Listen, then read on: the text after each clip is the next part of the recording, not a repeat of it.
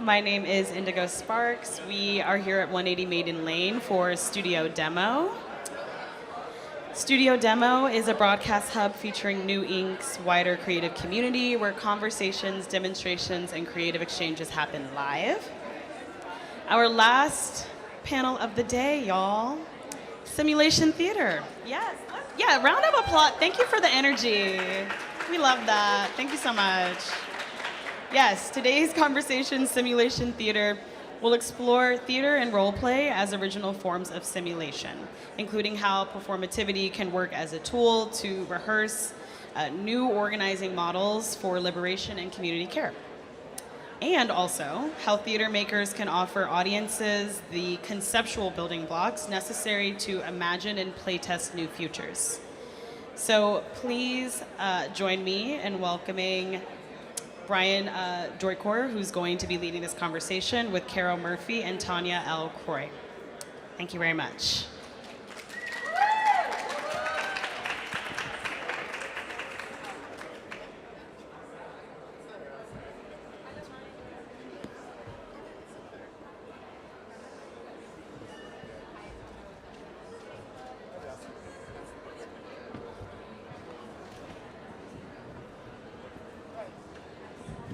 Hi, I'm Brian, and I'll be moderating this conversation about simulation theater.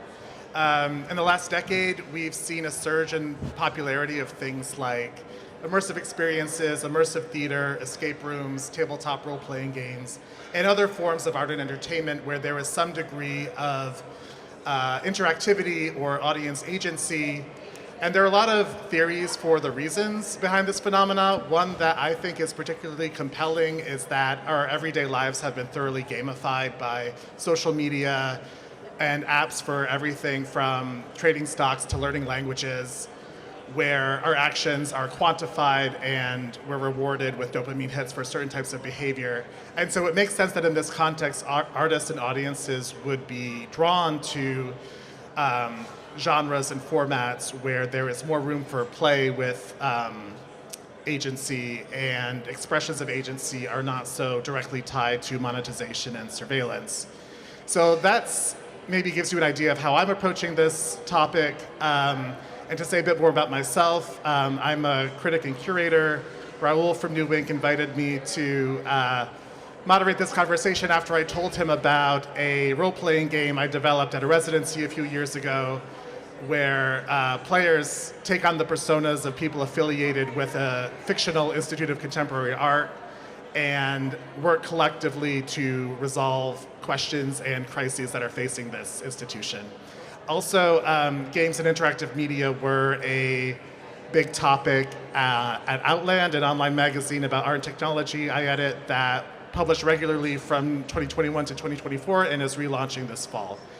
Now to introduce our panelists. To my left is Caro Murphy, an experienced designer with a background in live action role playing. They are the director of the Playable Theater, which stages immersive performances where audience members can take an active role in shaping the direction and outcome of the narrative. They were also the lead designer on Star Wars Intergalactic Cruiser, which was a two-night live-action role-play scenario at a hotel in Disney World that ran from spring 2022 to fall 2023. I can't claim lead design credit. Oh, I was okay. an immersive experience director on that All right. project. Okay. Thanks for the fact check. And then we also have Tania El Khoury, an artist whose work invites audiences to engage with ideas about collective memory, trauma, and state violence through interactive and tactile experiences. She is artist in residence at the Department for Theater and Performance Studies at Bard College, where she also founded the Center for Human Rights in the Arts and received a grant from the Mellon Foundation to explore new ways that institutions can support live and interactive practices. So to start, I wanted to talk about terminology, which is always a fraught topic when it comes to emerging genres. So how do you describe what it is you do? Are there certain words or phrases you avoid? Do you try to keep the language consistent, or do you change it depending on the features of whatever project you're working on? Caro, do you want to start? Sure. It very much depends on the context, I think. So words that I avoid saying, I avoid telling people it's LARPing, because LARPing just has a connotation that a lot of people find very negative. So I don't want to off-put people, even though I think LARPing is the highest form of art and the coolest thing ever. A lot of times, like if your audience won't always receive that because people have a stigma around the idea of it. I tend to say playable theater, interactive theater, immersive theater. People have never really heard of like different kinds of subcategories and typologies of the work. Then I'll just talk about immersive in general. Depends. And what about you, Tania? Hi, thank you for being in conversation today. I actually avoid terms like participatory just because I think it kind of links to participatory architecture, participatory politics, where you really are given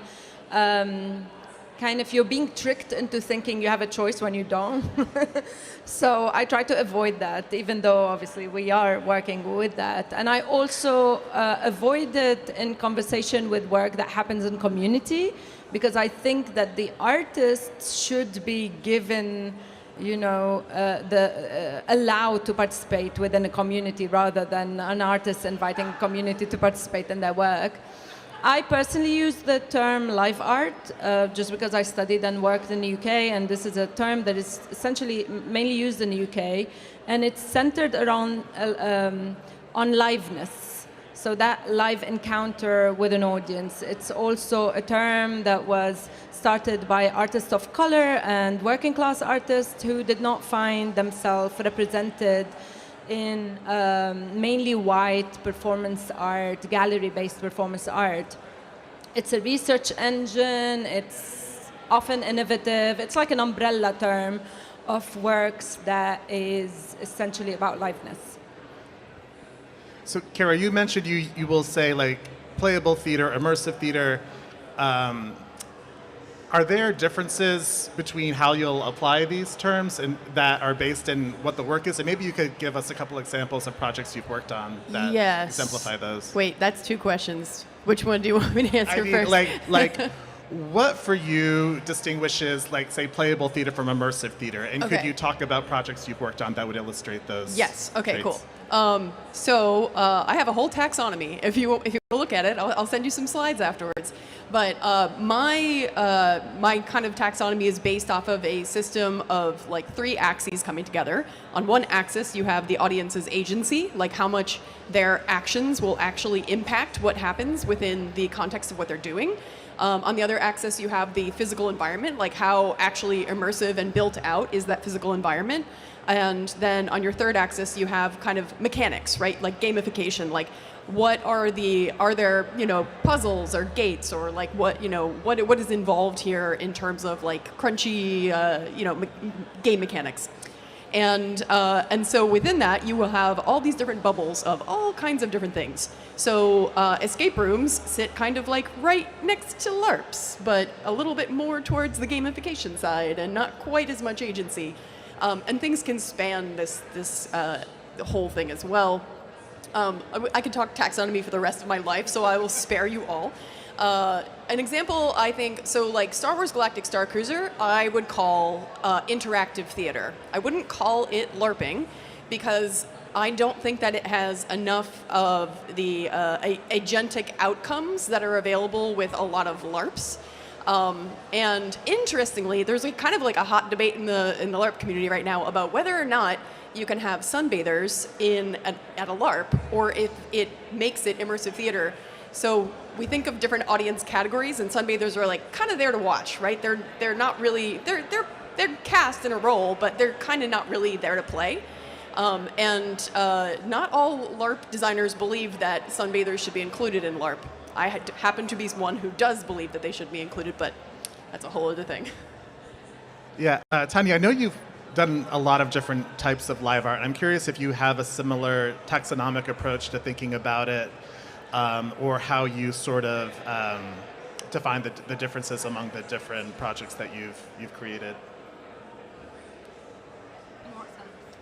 I'm just thinking of just having read about your work, like you've done some things that might be more like performance art and other things that have audience members sort of like touching and feeling specific objects. Yeah, so my work is always interactive, and the audience is always part of the work from the very beginning. So from the very beginning, the audience is an active agent in the work. They have a role, depends on the work. And I really think about interactivity as this balance between randomness and control. I think as artists, we are really trained to be fully in control of our work. And I'm interested in that space where we kind of let the public or the invited audience to kind of like transform the work. And it depends on the work, and it depends on what role they play in the work. Sometimes they are very much equal participant or equal performer in the work. So if they chose to shift it, everything shifts. And this is mainly seen in the work that are one-on-one pieces. So these are work that are made for one person at a time. They could be a full half-an-hour show for one person at a time. And in these very intimate pieces, the person really shows who they are. Like if they have different interests, if they choose like, oh, I can't be touched, or oh, I don't want to go with you there, I'm scared of this, they're really allowed to transform the work. It happens less and less when the group is bigger. I also create work in which there are no performers at all, and it's the audience themselves who perform that work. Again, this depends on the energy between the group. You know, there's always a person who is just decide to shift the work, or is a bit slower, or needs different needs, or ask a question that shifts the work. So it depends on the group as well. Yeah, that makes me curious for you and also for Caro. Are there instances where audiences took the work in directions that you couldn't have anticipated? I mean, certainly, yeah, there is this balance between control and audience agency. It involves a lot of risk.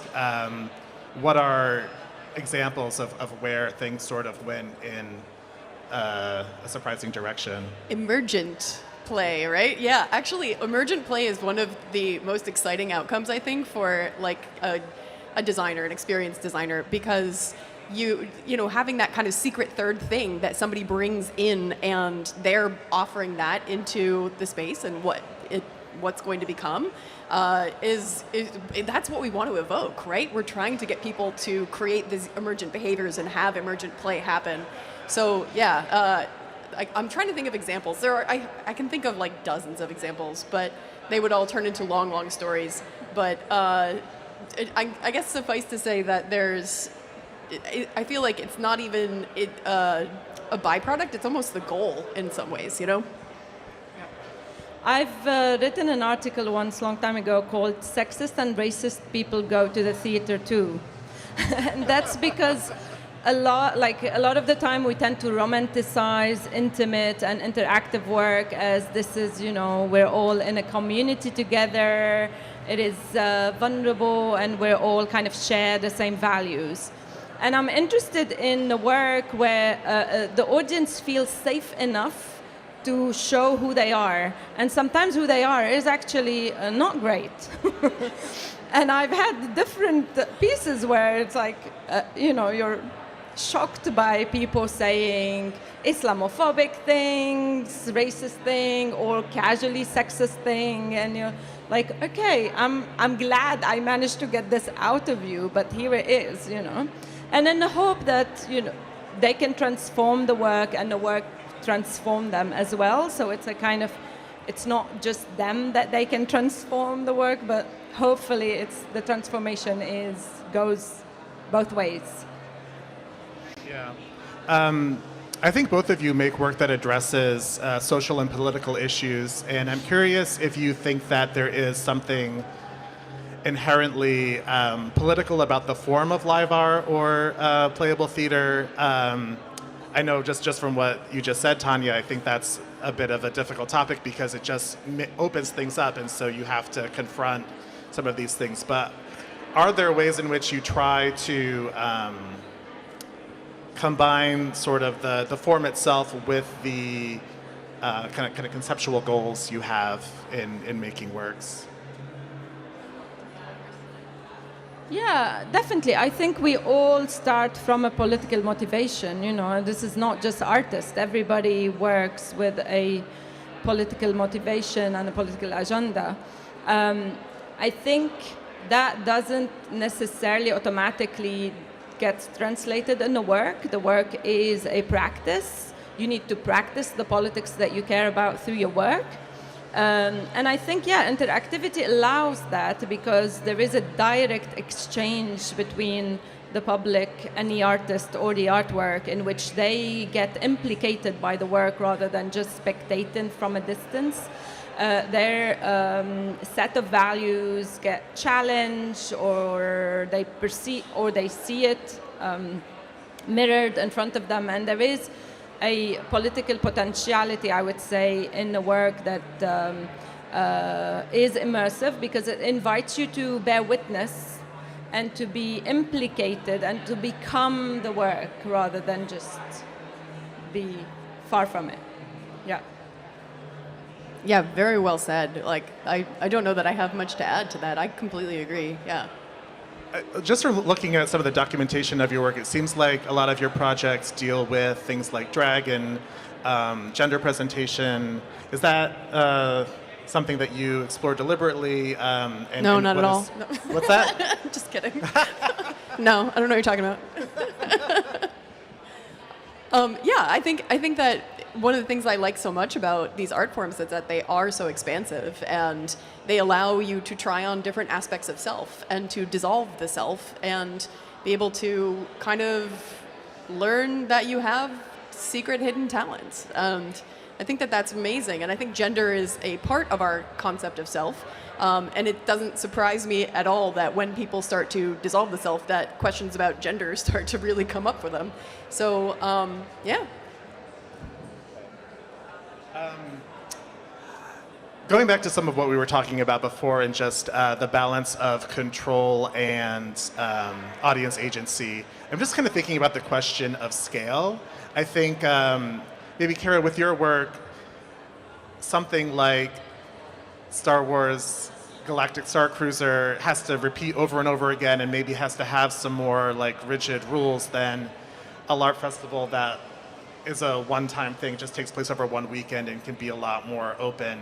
Do you find that's the case, or is that a sort of false binary? And how do you think about questions of scale in your work? I'm so glad you asked this because I'm so excited to talk about scale, because I think one of the things that has been a very difficult sort of design challenge in this space is the scalability of it, right? Because it does necessitate that in-person exchange of energy and us being together physically. And so that doesn't always scale to the degree that we would like it to in order to have these experiences be a true exchange and true intimacy. But I do think that there are design solutions for things like this. So I envision that there is a model that is sort of a combination of the way that Roblox kind of like gives tools to creators, where imagine a role-playing theme park that could house 30,000 people plus, right? Where everyone is given the opportunity to be able to bring their own modules, their own game content, their own whatever. They've created an immersive world and then given creators the tools to actually make money and run their creative experiences and not have to deal with the overhead. I think that that could work. And there's potentialities of scale that could be really, really cool there. We need to talk. I need to learn some of your techniques. I was told my way of working is an economic disaster because a lot of the time I work, like I perform for one person at a time. The biggest audience I ever had is like 34 people, and I struggle with it so much because I'd like to see people. I'd like to see them, notice their reaction, respond back, but also I'd like to see them to see each other. I'd like the room to be transformed with them. And interested in intimacy, shared intimacy, moments of shared intimacy, shared vulnerability, and how the work can affect you deeply in a multisensory level. So I think I use smell, tactile, you know, kind of different level of sound. So it's very hard for this work to be on a large scale. I would like it to be, and I think it works because a lot of these work tour for many years around the world. So by the time they kind of retire somehow, if they ever retire, they've been seen by so many people. But it's never like I once flew all the way to Singapore or something like that to show work for like 5 people. Yeah, wow. Disaster. Economically, social, everything. That's kind of like, for me, being an art critic, I spend hours and hours writing something that maybe 20 people read, so I can relate to that. But I'm also kind of interested in, both of you are working on like building contexts around the sort of work you create. I think Tania, organized like festivals and biennials, and Caro, you kind of have these theaters or other projects that involve a lot of different people. And so I think when we think about it, like maybe one work is experienced by just a few people, but then they bring this to other kinds of live art experiences that they might have. I mean, could you talk about your work in like organizing and sort of participating in a bigger context for this genre? Yeah, I think it super depends on the artistic goals of your project and what you're doing, and who your team is and who's surrounding you, and all kinds of things, right? So, like, for example, I just worked on a piece that's premiering this week, today actually, in London. Oh, thanks. It's called Storehouse, and I worked on that project with Sage and Gesture, and I was the early part of the project. It was just me and one other designer who were working together, and then in the later stages of the product, they brought in several more writers, and we formed like a writer's room to make the final push. So that was really cool. I had never worked in a writer's room format for this type of work before, so it was interesting to see like how they thought about that and how they went about doing that. Because I'm used to more of a format of, we have like the base script, we have the base level interactions, then we bring in actors and workshop. And then everything else is like coming from like a devising process, of, you know, very kind of classic theatrical devising process. So it's interesting to see like different ways that people are approaching the work, because I think nobody's got like the formula down or anything.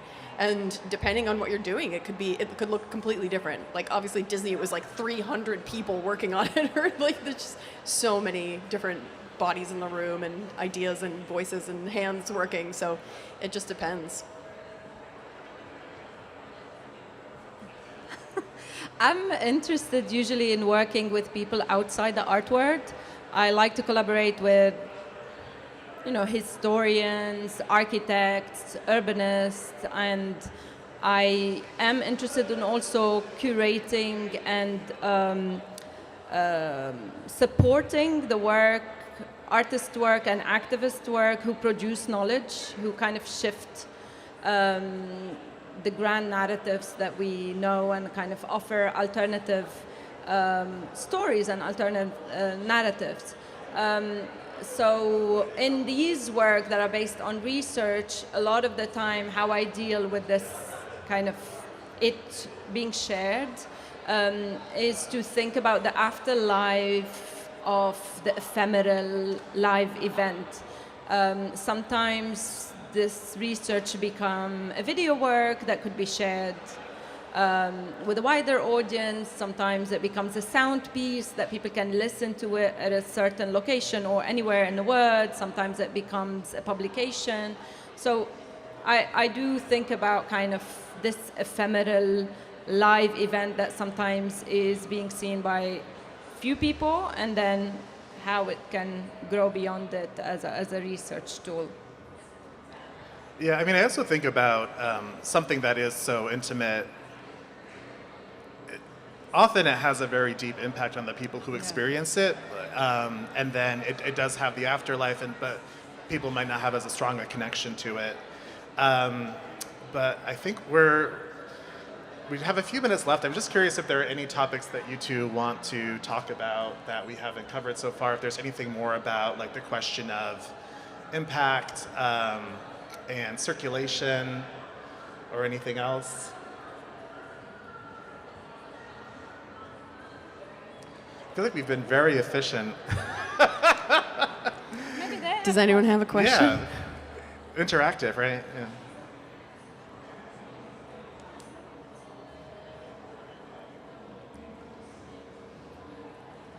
Can I talk about more work that I have premiering this week? Yeah. I mean, also, I want to hear the anecdotes about performances or works that went in a weird direction, but. Oh yeah, okay, we can go there. First I'll say, also this weekend, also in London, is the premiere of Dig In, which is a game that I co-authored with Arlo Howard, and I'm really excited. It's going to premiere at Void Space. So if anyone online is watching and you're in London, go check it out. It's about a family sitting down together around the Thanksgiving dinner table. Yep, and you can imagine how that goes. The game is, I don't want to like give away what it's really about, but it explores the idea of apologies and whether or not that is worth it to people in different circumstances.